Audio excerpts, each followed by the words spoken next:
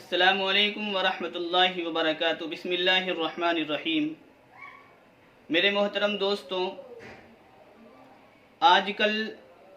بہت ہی زیادہ یہ سوال معلوم کرا جاتا ہے کہ ہم خواب میں مردوں کو دیکھتے ہیں، ہمیں خواب میں مردے نظر آتے ہیں، لیکن بعض مرتبہ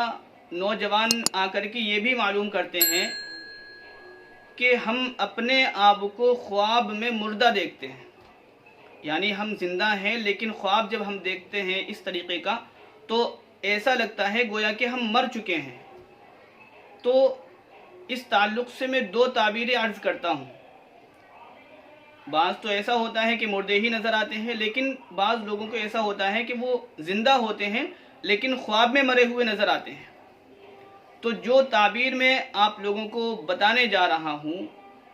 ضروری نہیں ہے کہ ایسا ہی ہو، لیکن عام طور پر یہی تعبیر بتائی جاتی ہے۔ پہلی تو یہ ہے کہ بعض مرتبہ ایسا ہوتا ہے کہ جب انسان سو رہا ہوتا ہے اور اپنے آپ کو مردہ دیکھتا ہے خواب میں کہ میں مر چکا ہوں، اگر وہ اس حال میں ہے کہ وہ مردہ ہے اور وہ مر چکا ہے، پھر بھی وہ چلتا ہوا نظر آ رہا ہے، کھاتا ہوا نظر آ رہا ہے، پیتا ہوا نظر آ رہا ہے، بات کرتا ہوا نظر آ رہا ہے،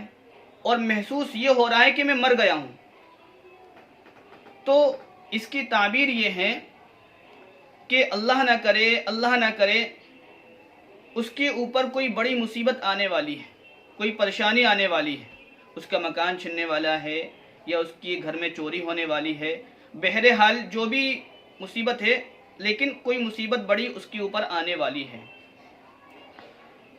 جس طریقے سے روح انسان کے بدن میں رہتی ہے، اسی طریقے سے انسان اپنے گھر میں رہتا ہے، اور جب وہ خواب میں اپنے آپ کو مرا ہوا دیکھ رہا ہے، اپنے آپ کو مردہ دیکھ رہا ہے، گویا کہ اس کے جسم سے روح نکل چکی ہے، تو اس کی تعبیر یہ ہوگی کہ وہ گھر کی سہولیات سے، گھر کے عیش و آرام سے اور گھر کی خوشیوں سے وہ نکل چکا ہے، اب وہ پریشانی میں اور دقتوں میں آ چکا ہے، اب اس کے اوپر کوئی پریشانی آنے والی ہے۔ اور دوسری تعبیر یہ ہے کہ اس کی طلاق ہونے والی ہے۔ اس کی تعبیر بھی اسی طریقے سے ہے جیسے انسان کی روح انسان کے بدن میں رہتی ہے، اور جب وہ خواب دیکھ رہا ہے کہ دنیا سے میں جا چکا ہوں، میں مر چکا ہوں، اپنے آپ کو مردہ دیکھ رہا ہے، گویا کہ اس کے جسم سے روح نکل چکی ہے۔ اسی طریقے سے جب جسم سے روح نکل چکی ہے تو طلاق کی تعبیر اس لیے ہوگی کیونکہ طلاق جب ہوتی ہے تو میاں بیوی آپس میں جدا ہو جاتے ہیں۔ جس طریقے سے روح بدن سے جدا ہو گئی، اسی طریقے سے شوہر بیوی سے جدا ہو گیا،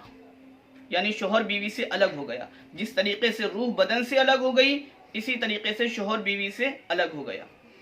تو یہ دو تعبیریں ہیں جو عام طور پر اس حالات میں بتائی جاتی ہیں، لیکن یہ ضروری نہیں ہے کہ صحیح ہو، ایسا ہی ہو۔ عام طور سے یہی تعبیر بتائی جاتی ہے کہ اللہ نہ کرے اس کے گھر میں کوئی مصیبت آنے والی ہے یا اس کی طلاق ہونے والی ہے، اس لیے اللہ سے اپنی خوشیوں کے بارے میں، اپنے عیش و آرام کے بارے میں دعائیں مانگنا چاہیے، اپنے گھر کے بارے میں کہ اللہ تعالیٰ میرے گھر میں خیر و عافیت رکھے، اپنی خصوصی رحمتیں میرے گھر پر نازل فرمائے،